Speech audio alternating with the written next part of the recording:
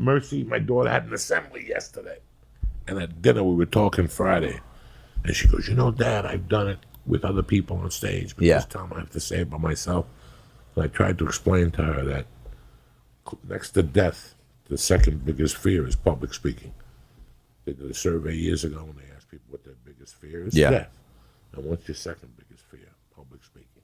Oof. Some people cannot even think about it. Can you even think of a time when you were, though, like that, where you would put those two in the same boat, where you would go death, public speaking? Or was it always, was there a point where you ever were like, I can't imagine being on a stage talking in front of people? Me? Yeah.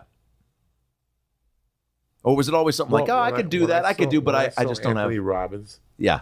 With the earplug and him doing his thing. His headset and all that. In 86. And he would walk through the aisles. Like he just doesn't stand up there. He'll talk for a while. Oh, he wants to be a part of the people, right? And he walks through the aisles and he'll go, you up there. And he'll roll his sheets up and he'll roll his sleeves up. Right, rub your shoulders. Take his jacket off. Yeah. I thought that was pretty amazing. I didn't know how he could do that. I didn't make a mental note whether I could do that or not at the time. I just knew that was pretty fucking amazing. I always appreciated people who could just,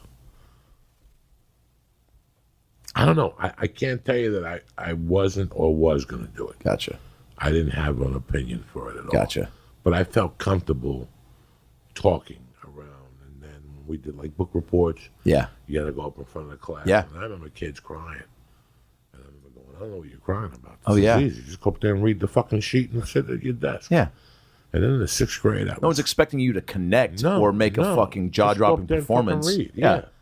So I think I got over it early, like the stand, and then people tell you you're funny. And you get to stand up, and you're like, then the first time you get up to stand up, you go up there and realize that what you've been doing all those years isn't stand up. Like you thought it was stand up. Like I had 3 kids laughing at fucking kickball at recess. I thought I could take that energy and. The worst is when you invite your employees. Oh, yeah.